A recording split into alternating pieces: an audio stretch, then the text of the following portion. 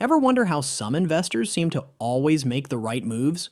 Billionaires like Warren Buffett, Bill Ackman, Michael Burry, Howard Marks, and Manish Babrai somehow buy the perfect stocks at the perfect time.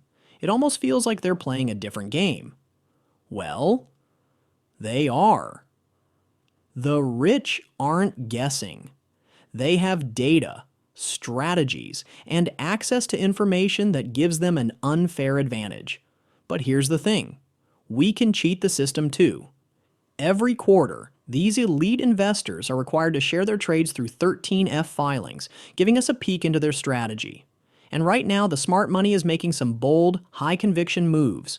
The question is, why? In this video, I am breaking down 5 stocks that billionaires are piling into right now, and more importantly, why these picks. And should you be adding it to your portfolio? Let's start with the first pick, a stock that Warren Buffett has been aggressively adding to his portfolio. Occidental Petroleum, OXY. Berkshire Hathaway now owns over 28% of the company, and Buffett has consistently been adding to this position quarter after quarter. This is one of the most strategic investments Buffett has made in recent years. Occidental Petroleum is an energy giant, focusing on oil and gas exploration, development, and production. The company operates across the United States, the Middle East, Africa, and Latin America, making it one of the most globally diverse players in the energy sector. Buffett has always been a believer in energy as a hedge against inflation. And in today's economic environment, that belief seems stronger than ever.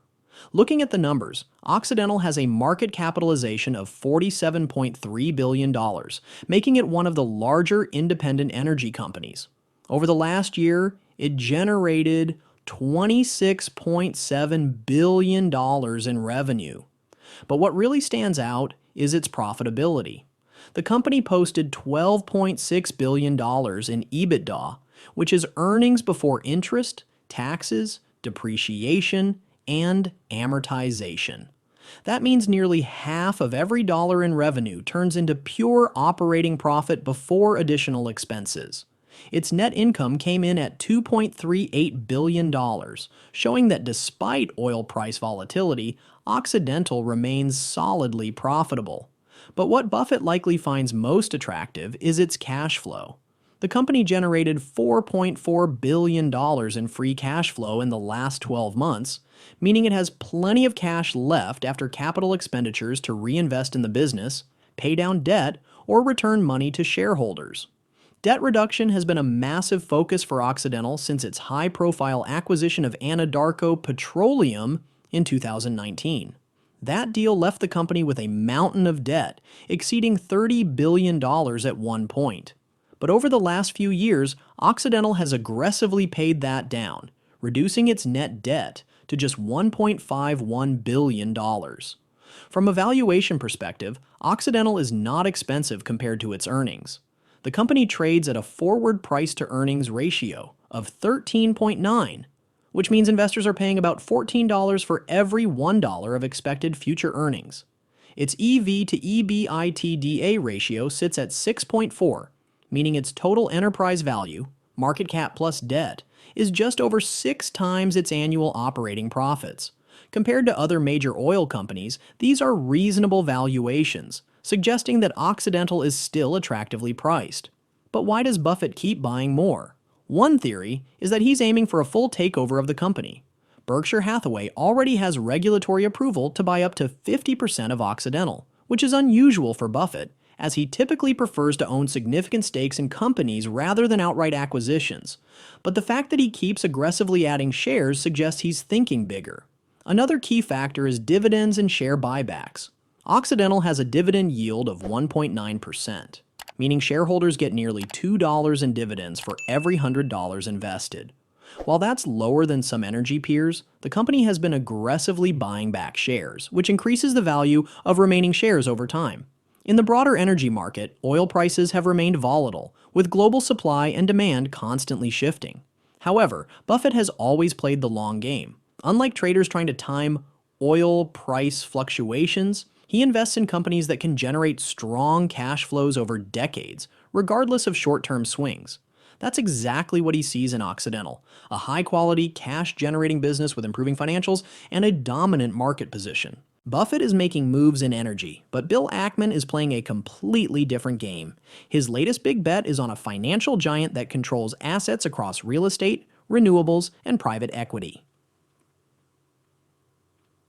Brookfield Corporation. Let's break down why Ackman is betting big on it. Bill Ackman invests in companies that generate steady, compounding wealth over decades. That's exactly why he's been aggressively adding to his position in Brookfield Corporation, a company that most retail investors overlook, but one that plays a massive role in global finance.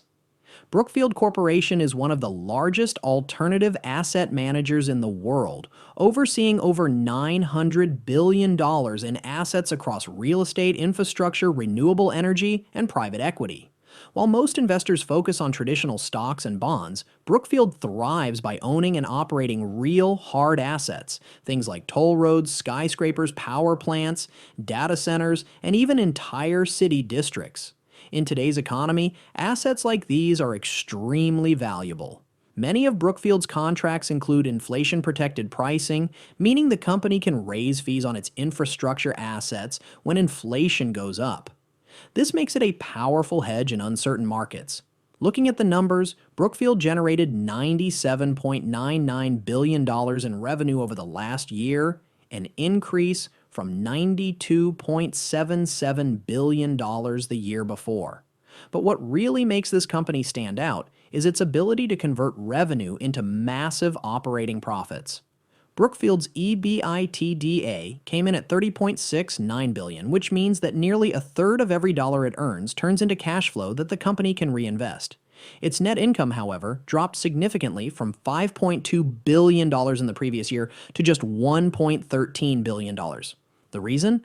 Brookfield has been making huge investments into expanding its asset base, and these large capital outlays temporarily reduce reported earnings. But that's exactly how an alternative asset giant like Brookfield operates. It reinvests aggressively to keep growing.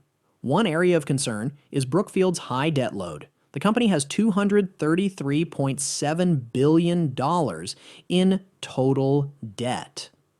And while that number seems extreme, it's important to understand that Brookfield uses debt strategically to finance infrastructure projects that generate stable cash flows. It's not the same as a tech company carrying billions in debt with no clear path to profitability. Brookfield's assets are tied to long-term revenue streams, many of which have government-backed contracts. From a valuation perspective, Brookfield trades at an enterprise value to EBITDA ratio of 20.2, which means investors are paying about 20 times its annual operating profits. That might sound expensive, but considering Brookfield's scale, pricing power, and diversified asset portfolio, it's justified. So why is Ackman going big on this stock? Simple. Brookfield is a wealth-building machine that benefits from rising inflation, global infrastructure spending, and the long-term shift toward alternative assets. But while Ackman is focused on building wealth through assets and brands, Michael Burry is taking a completely different approach. Instead of looking for high-growth opportunities, he's focusing on stocks that are recession-proof. That brings us to his latest bet, HCA Healthcare. Michael Burry is known for making bold, contrarian bets, but when it comes to HCA Healthcare, his strategy is surprisingly conservative. Instead of looking for the next big market crash or high-risk short positions, Burry is doubling down on stability. HCA Healthcare is the largest for-profit hospital chain in the United States, operating over 180 hospitals and 2,400 care facilities. Unlike cyclical businesses that depend on consumer spending, hospitals generate revenue regardless of economic conditions. Whether the market is booming or in a recession, people still need medical care. The numbers show why HCA is such a strong defensive play. In the last year, the company generated $70.6 billion in revenue, up from $64.9 billion the previous year. This steady growth proves that healthcare demand doesn't slow down even when other sectors struggle. HCA's EBITDA came in at $13.86 billion, meaning that nearly 20% of every dollar earned turns into pure operating profit.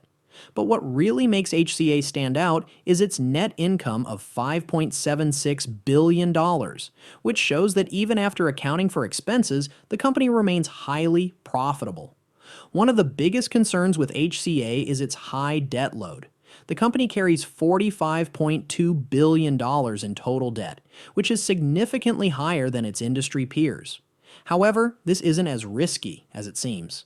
Because hospitals operate with predictable, recurring revenue, HCA has the ability to service its debt without major financial stress. The company also generates strong free cash flow, which came in at $5.64 billion last year, giving it room to continue paying down debt while expanding its operations. From a valuation perspective, HCA trades at a price-to-earnings ratio of 14.4, meaning investors are paying about $14 for every dollar of profit the company generates. This is reasonable for a business with strong earnings and stable growth. Its EV to EBITDA ratio of 9.0 also suggests that, while not the cheapest stock, it is priced fairly for its long-term profitability. Burry's decision to buy HCA suggests he is playing defense. Instead of chasing speculative opportunities, he is positioning for a potential downturn by investing in essential services. While Burry's approach is defensive, Howard Marks is taking a completely different approach. Instead of focusing on healthcare or consumer goods, Marks is betting on a turnaround in the telecommunications sector. That brings us to his latest big investment, Liberty Global LBTYA. Howard Marks has built his career on finding value where others see trouble. His firm Oaktree Capital specializes in distressed investing, meaning he looks for companies that are undervalued, misunderstood, or temporarily out of favor. That's exactly why his recent investment in Liberty Global is so interesting. Liberty Global is a massive telecommunications company that operates broadband, mobile, and television networks across Europe and Latin America. The company owns major telecom brands in the UK, Germany, Switzerland, and other regions, providing internet, cable TV, and wireless services to millions of customers. Over the last few years, telecom stocks have been struggling. Rising competition, high debt loads, and concerns about slowing growth have pushed valuations down. But Mark sees something that the market is ignoring. Liberty Global is still generating huge amounts of cash, and it's trading at an extremely low valuation. The company brought in $4.34 billion in revenue last year, but what really stands out is its profitability. Liberty Global has an EBITDA margin of nearly 79%, meaning that for every dollar it earns, it keeps nearly 80 cents in operating profits. This is one of the highest margins in the telecom industry. The problem? Revenue has been declining, down at an annualized rate of 17.1% over the last 5 years. That's a major concern, but it also explains why the stock is trading at such a deep discount. From a valuation standpoint, Liberty Global is one of the cheapest stocks in the entire sector. Its price-to-earnings ratio is just 2.4, meaning investors are only paying $2.40 for every dollar of earnings the company generates. Its price-to-book ratio sits at 0.3, which suggests the company is trading far below the value of its assets. In simple terms, Marks is betting that the market is overreacting. While Liberty Global's revenue has been declining, the company still owns billions of dollars in telecom infrastructure, and it remains a dominant player in key European markets. If it can stabilize its revenue, the stock could be massively undervalued. One reason Marks might be optimistic is that telecom companies are highly resistant to recessions. People don't cancel their internet or cell phone plans even when money gets tight. That means Liberty Global's cash flow remains strong even during economic downturns. Marks is known for buying assets when nobody else wants them and then waiting for the market to catch up. Liberty Global fits that mold perfectly. It's a cash-generating business that has fallen out of favor but still owns valuable assets. So far, we've seen Buffett betting on energy, Ackman buying real assets, Burry playing defense, and Marx buying undervalued telecom. But the most interesting move comes from Monish Pabrai, who is doubling down on an industry that many investors have written off, coal. His latest big bet is on Warrior Met Coal HCC. Monish Pabrai looks for highly profitable businesses that are deeply undervalued, even if the rest of the market is ignoring them. That's exactly why he's making a bold bet on Warrior Met Coal, a company that produces and exports metallurgical coal, a critical material for steel production. Coal might not be the most popular industry, especially with the push toward renewable energy, but metallurgical coal is different. Unlike thermal coal, which is burned to generate electricity, metallurgical coal is essential for making steel. There is currently no scalable alternative to replace it, meaning demand for met coal remains strong, even as the world transitions to cleaner energy sources. The financials show why Pabrai is interested.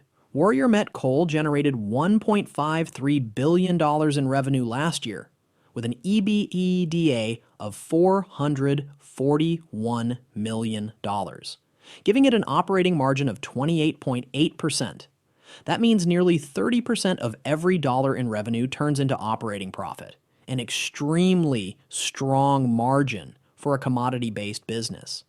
Its net income came in at $250 million, and even though free cash flow was slightly negative at negative $89 million, this was due to short-term capital expenditures that should pay off over time.